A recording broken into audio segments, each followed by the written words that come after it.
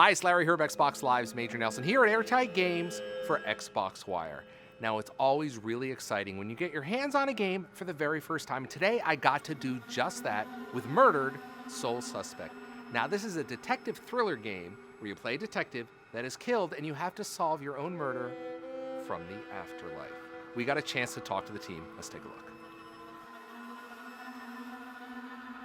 I think Murdered Sole Suspect is a really original take on the concept of the true crime murder mystery.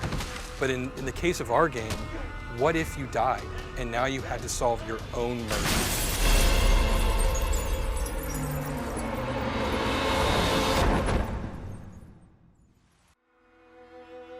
In the process of figuring out who killed you and why they killed you, you sink deeper and deeper into a mystery story. You take the role of one of Salem's best detectives who ever worked in the department.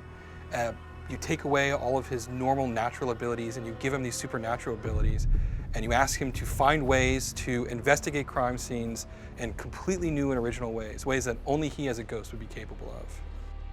It was interesting when we started developing this game and started asking ourselves, what does it really mean to be a ghost? What is the fantasy of being a ghost? What is it that you want to do as a ghost? When you're walking through the walls, it suddenly becomes both almost exhilarating and freeing, and it also becomes very disorienting. It's incredibly empowering for players, and it's also a huge part of that wish fulfillment of being a ghost, getting to peek into places that you wouldn't get to see otherwise.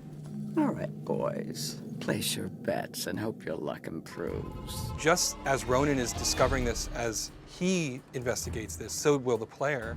And one of the first things that they discover, and it's probably his most powerful tool, is his ability to possess human beings. And while you can't directly control human beings, you have some really incredible powers over them. You can look through their eyes, you can hear through their ears, you can influence their behavior very slightly, read their thoughts, things of that nature. Ronan, unbelievable. I think the player being a little lost is a good thing. I think it's fun for them to come into a space and go, oh man, I got to figure this out. Because that's what Ronan's thinking as well. If the player comes into the space and goes, oh, I already know all of this, then it's about going through the motions.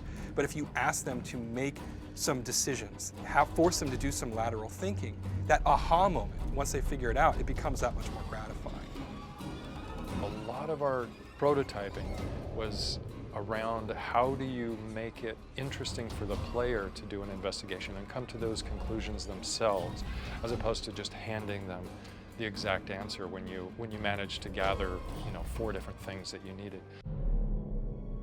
We have a mechanic in the game where you have to take complex thoughts and you have to organize them in a way that'll make sense to the character Ronan. Great example would be you need someone to think about something, or you need someone to move in a particular way, but you can't directly say, hey, move this. You have to basically put a thought into their head. So a witness in one of the crime scenes, she's too distraught to articulate what she saw to a police officer. But your own memory of a conversation that you overheard can be put into her head. And when you do that, it breaks free the data. And so she can think about it, and you get this information in her own thoughts, even though she can't express it verbally. When we were brainstorming locations for the game, we first looked for places that had really deep supernatural history and lore behind them. And very quickly we realized that Salem's history worked perfectly for this particular story. And if the player takes the initiative, they're going to learn a lot about this really rich world that we've created. There's all kinds of different collectibles. There's simple things like just finding a plaque on a wall. There's more complex things where you have to piece together fragments of a memory to get a total ghost story. And there's actually full-on side quests, which are independent investigations that don't help Ronan solve his own mystery, but will help other ghosts move on. If a ghost or a specter has unfinished business, they become isolated in this location. And until they can discover what their unfinished business is and come to terms with that, they can't move on. And that's where the ghosts come from. Any spirit you find lingering in the dust is there because they don't know how to resolve their unfinished business. And as I mentioned before, if you're there too long, you become one of these demons.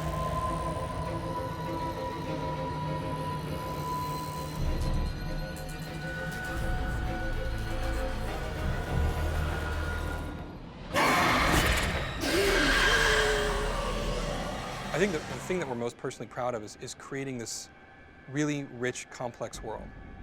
Something that we hope the players really want to get lost in, spend a lot of time in, learn everything that there is, find every nook and cranny. They don't just look at it like, oh my God, where is the first fight? Where is the first thing I can shoot? I want them to like the character of Ronan, like what he can do, and just really be excited about this, our own kind of personal take on ghost lore. Because while ghost lore is sort of universal, I think our interpretation of it is really original, and I think people are really going to remember it. Get back here! I said, get back here!